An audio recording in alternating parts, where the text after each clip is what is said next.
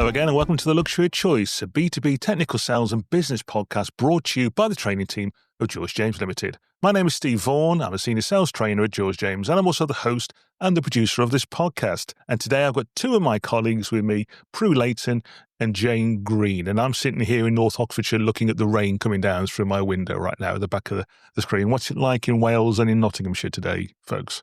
What's it like in Wales, Pru? So we've had the rain overnight and we've sent it your way. We always get it first. Very kind.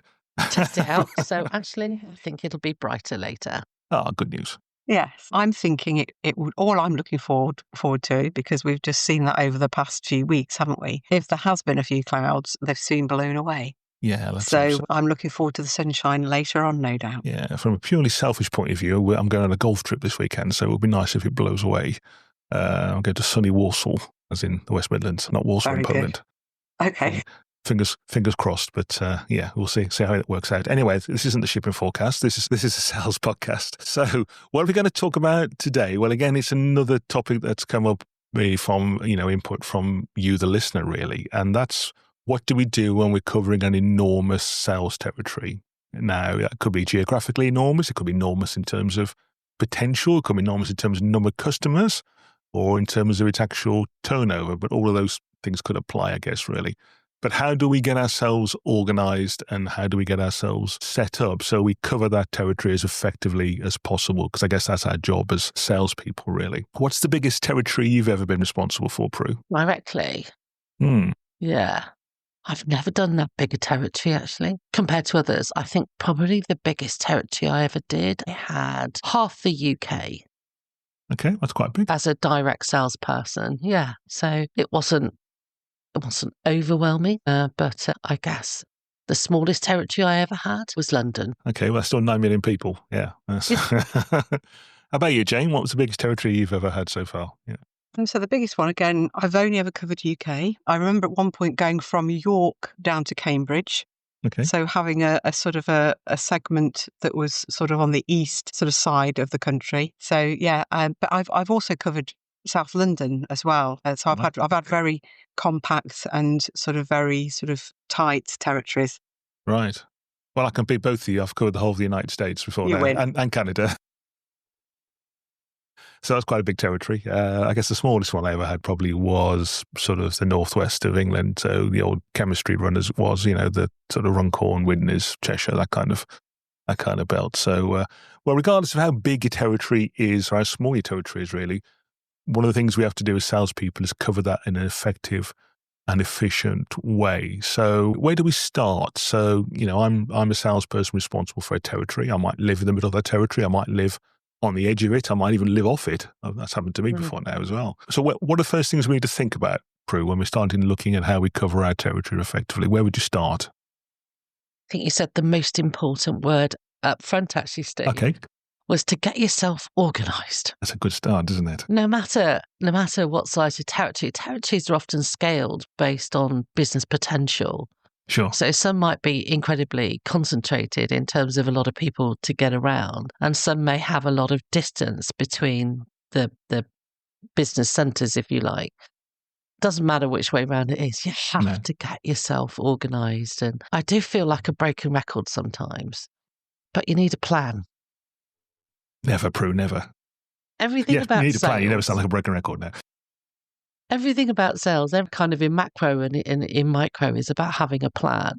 So, you have to have a territory, a coverage plan, if you like, about your territory.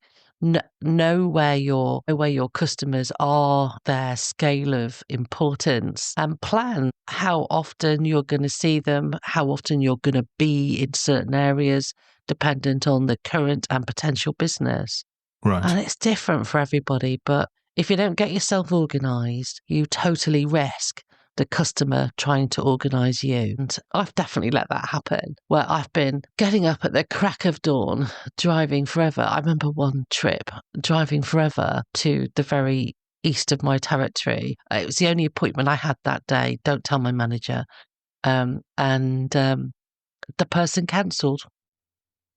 Brilliant. Yes, Pru. I think we've all had experiences like that where we've been on the road and then the customers contacted us and said, sorry, we can't see. It's very frustrating. Jayne, you would give us an example before we started recording, actually, from your own career of how you, I think, gave a great way of managing the customer's expectations and also meeting the customers or your requirements to fit the customer into your call plan. Do you want to just share that with us? That was a great example. Yeah, definitely. So when I first went back to the company that I was last in a selling role for, when I was sort of new back into there, I was trying to get coverage, meet all of the important customers. So part of the thing of what Pru had talked about, having a plan, I'd obviously identified some of the important customers to our business. And there was this one particular company, and I won't mention who they were, but everybody had said, oh, you're going to find it really difficult. And the chap in there, never.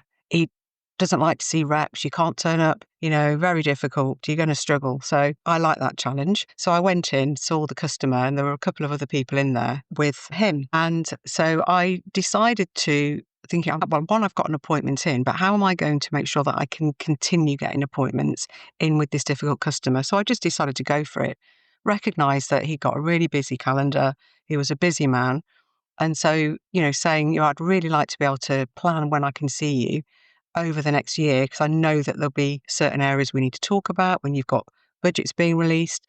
And he said, well, I can tell you now, Jayne, I'll only see you twice a year. And I'm like, that sounds fantastic. I've got my calendar here. Actually, it was still a paper diary, not going to lie, that old.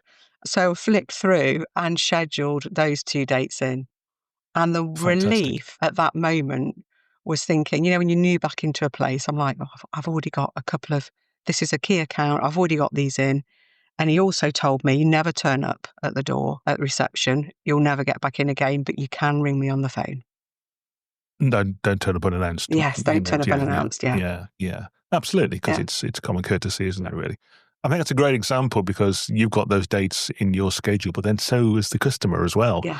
So he knows that you're coming in at that time. I guess now in the electronic world, we could have sent, we'd send them an Outlook invite to both our schedules and so on. So yeah, it's a great example. And I think it's really important that where we can, we try and fit the customers into our plan and not the other way around. I speak to some salespeople that seem to drive an enormous amount of miles every year, covering enormous territories because they are always being reactive. I know there'll always be the need to be reactive, Pru, in sales, but wherever possible, I think we need to fit the customers into our plan, not the other way around.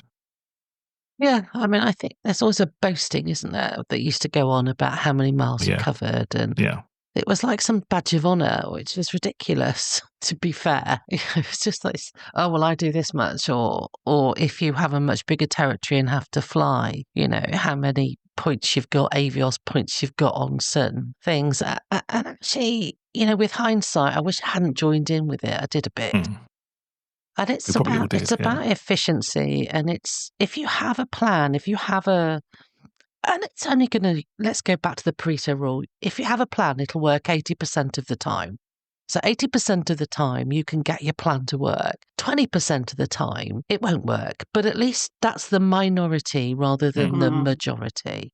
And that's what, being efficient is about. It's managing the things that you can manage and making space for those times when you need to be reactive. But many of us, I think, are overly reactive in sales. We have a lot of pressure from the businesses to get to see customers. Of course.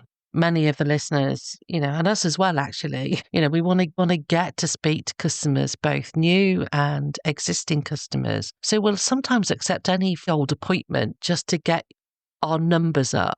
Yeah. And it's what you shouldn't do is not do that. It's like organise yourself so that the appointments that you do have are meaningful, helpful, and help you move towards your target and exceed your target. And again, I think, one of the things is have a plan, know where the good accounts are, know the ones that need regular visits. And Jayne, I wish I'd met you many years ago because I've had much fewer sleepless nights if I'd thought to do that. That would be great.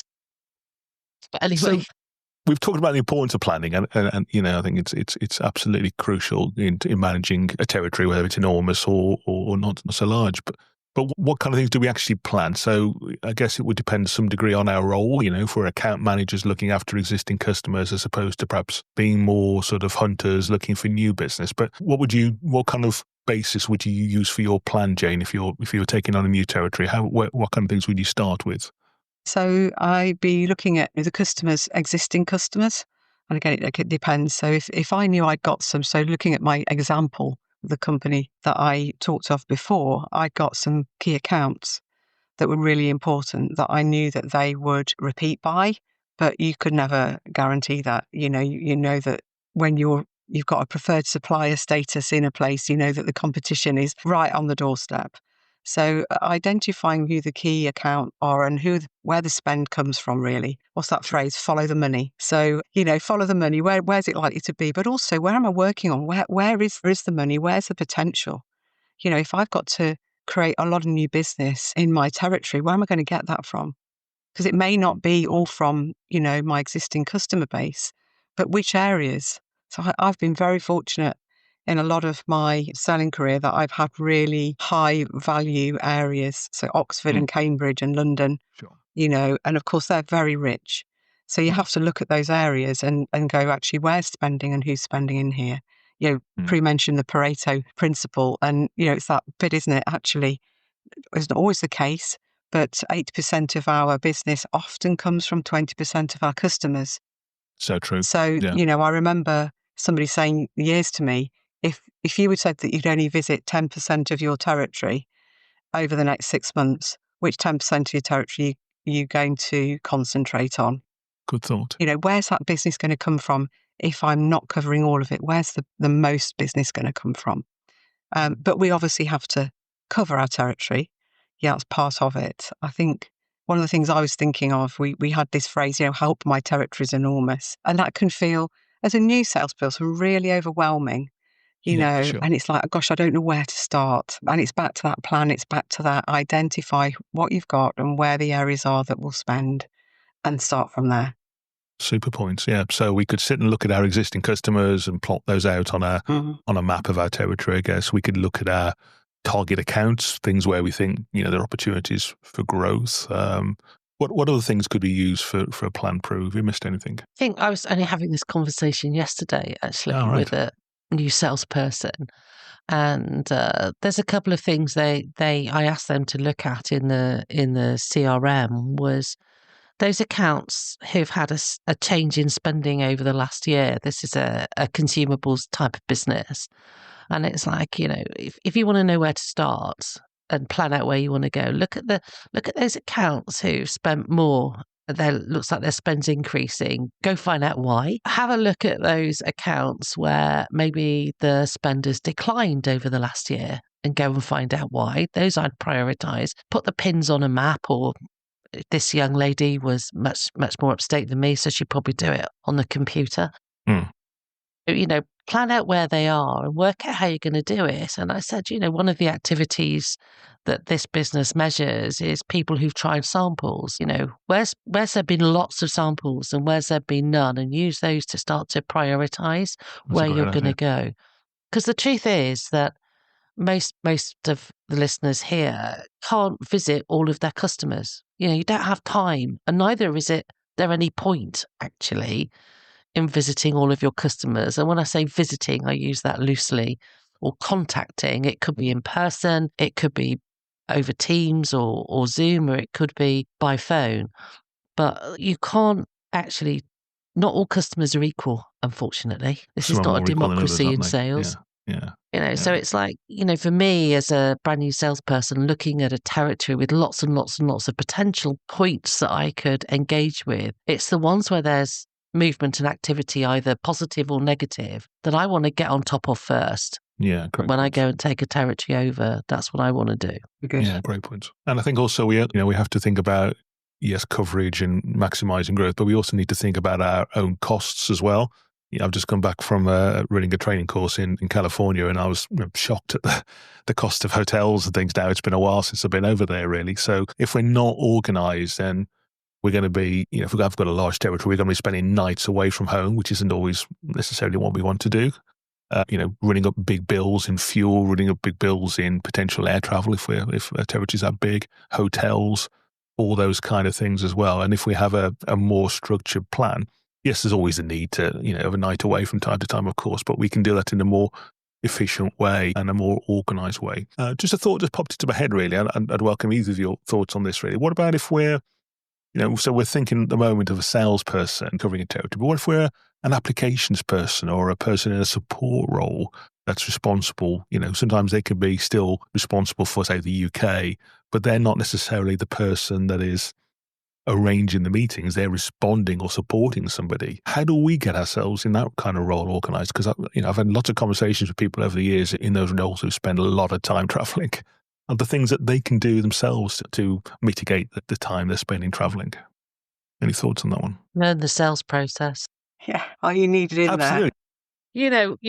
We've all worked with both sales and applications people in businesses, and the great thing about being an applications person is when you understand the sales process and your own company's sales process, you can start to prioritize the many calls that you have on your time to time it where you have the most impact and where you add the most value as customers make decisions. And it very much depends on your sales process within your business. But if you don't understand it as an applications person, the risk is that it's the most persuasive or loudest salesperson who grabs your time as opposed to the right time to actually move the opportunity on That's where such a you great can point. have the biggest impact.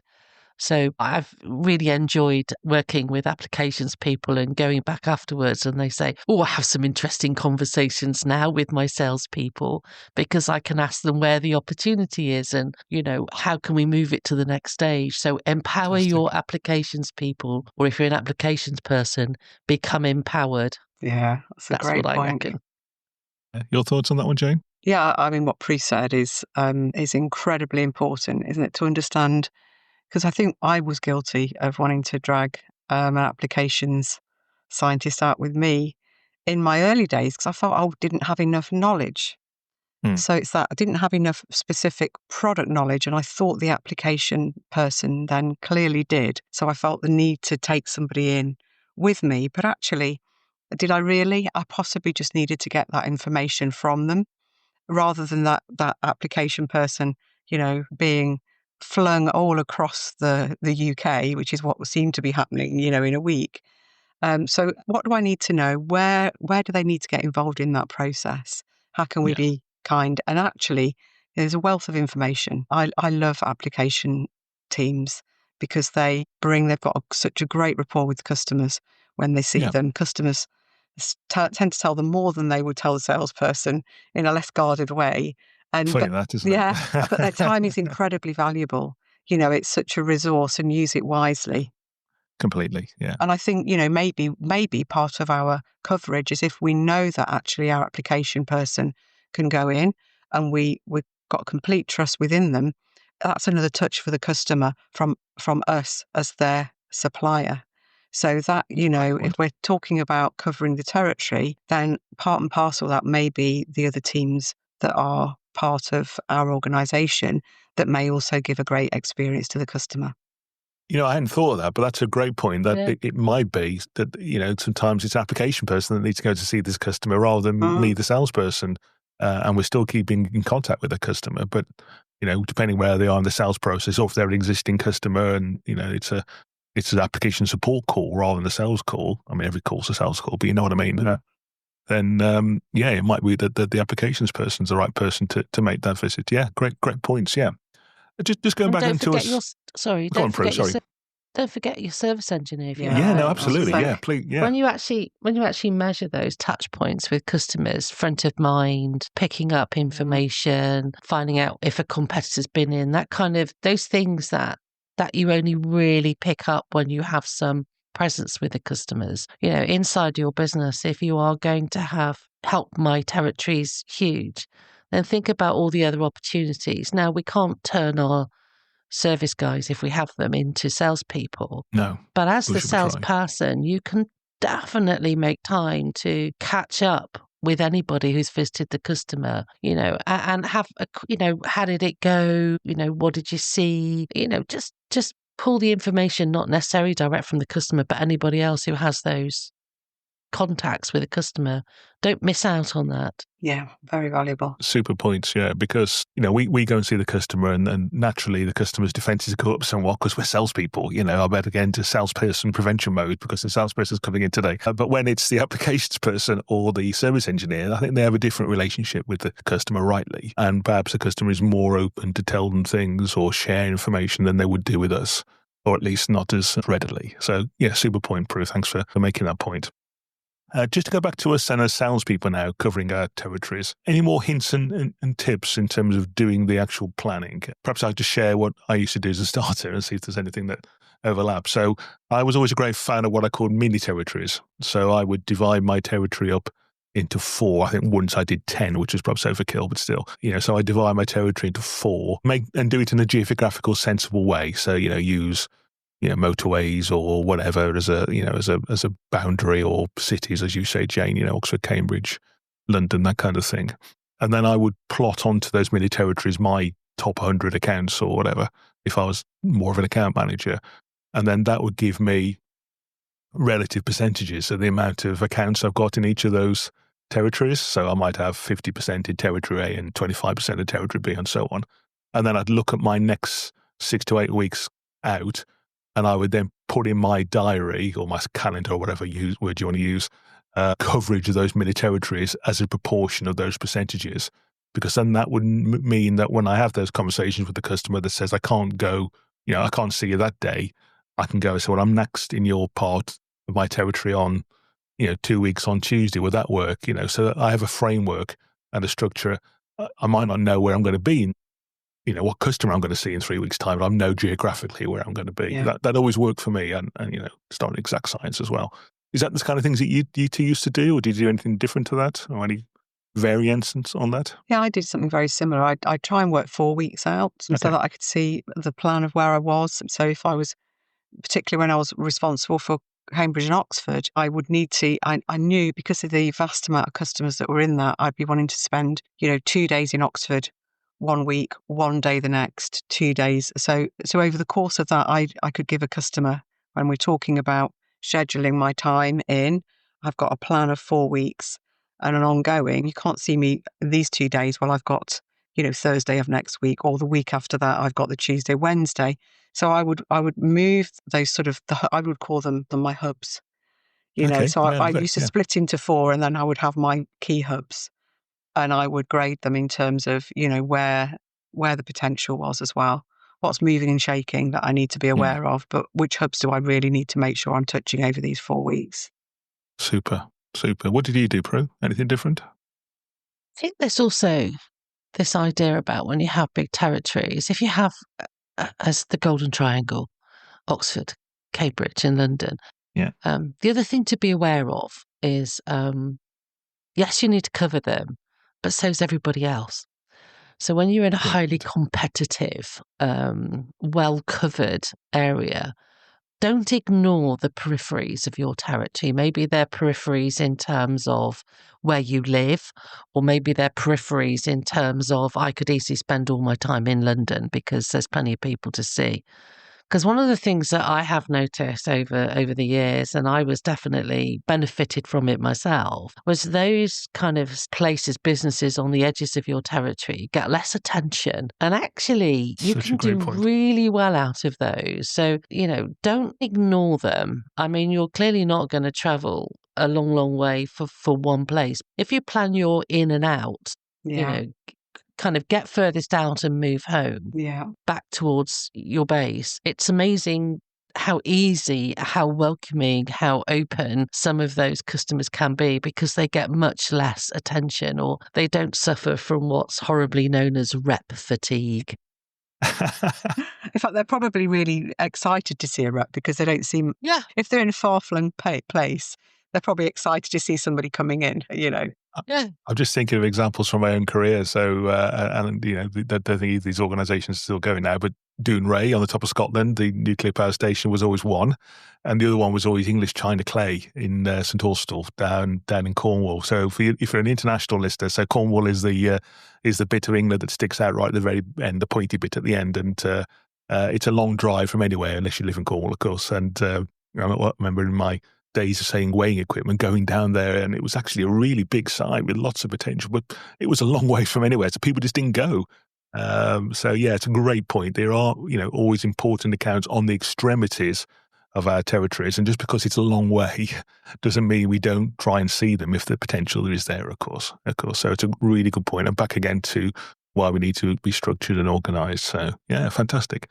Any final points then on how we can help anybody listening to this who's a bit concerned or very concerned about the size of the territory, how they're going to cover things, how they're going to be on top of everything? Any final points that we've missed at all? So I think if you are going to go to those extremities, and I think once I'd learnt how to do it, I thought this is quite good fun actually. We talked about it before we started recording, is understanding those types of customers that fit very well with your business. I mean, in sales speak, it's called your ideal customer profile. If you can work out those businesses, accounts where you enjoy good business and you can describe them in some way, look at 4 or 5 characteristics. One of the things that can direct you to do those longer visits, to travel out further, is to look for similar kinds of business to the ones that you work really well with right now. And if you do that, it means that you can justify from a time and a cost point of view making those visits to the extremities of your territory, wherever they are from where you're based, because you're likely to enjoy success because there's already an example of a good fit between your business and these kinds of businesses. And so in terms of your planning, it can help you target those accounts and go, it is actually worthwhile me mapping them, getting there and looking for some business. And the chances are it'll be slightly less competitive, or they're more welcoming, as you say, Jayne. They're quite excited to see you. So, Great point. Think about those and make them a target, particularly to grow your business.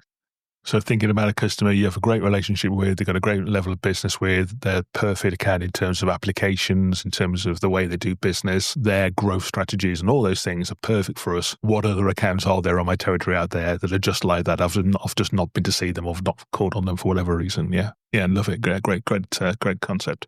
Jayne, anything else from you on that one or anything different? I would just say know all the tools that you've got available to you. So Pru already mentioned your CRM. You've got that. It's a great source of what has happened within the company, contacts, names that maybe you've not even discovered as yet. But the tools that you can reach out to people, I prefer, and I think we know that personal visits are likely to be the best. If you've got a huge territory, you could also got lots of other ways. We've got Teams, you've got telephone calls, you've got crazy ways that you can contact people on LinkedIn by, using some of the tools on there, which is fantastic. Don't rely on email because we think we've done something with email often. It can be great for confirming, but we've got a lot of tools available to us. So just trying to find that right mix this is part of our plan. How am I going to actually keep touch points with all of my customers? Well, I could call them as well. I could have a Teams meeting. Yeah. And we need to maybe prioritise my in-person calls, but they're all there. Great points. And, I know we'd all agree, but I'd always prefer to go and see a customer face-to-face, particularly if you've never done business with that account, because we can have a good look around and we can be nosy and see what they're using and, what they've got hidden away in the corner of the lab. But if it's an existing customer or it's developing an ongoing opportunity, then a Teams call might be an appropriate way of keeping in contact. But I do think sometimes we do over-rely on those technologies sometimes. Yeah, but that's another topic for another day. So, Jayne, Pru, thank you very much for today. So if you are struggling, dear listener, with territory coverage, hopefully there were a few thoughts there for you. I know there's nothing worse than starting a week in sales with a blank diary, and I've been there. So hopefully that, we've given you a few things there to at least give you some structure and some framework around your territory planning. So if you've enjoyed today's episode, then please subscribe to the podcast in your favourite podcast app. That way you won't miss an episode of The Luxury Choice. And we'd also love you to give us a review. If you use Spotify or Apple Podcasts, you can leave us a rating and a review. A 5-star rating would be lovely. We'd be very grateful if you could. And don't forget also to check out on our website our latest news in terms of our scheduled training courses for the autumn and the rest of this year. And all three of us have been very busy over the last few weeks delivering scheduled training courses around the UK and farther afield. And new courses for the rest of this year will be on our website very soon. So make sure you check out our website.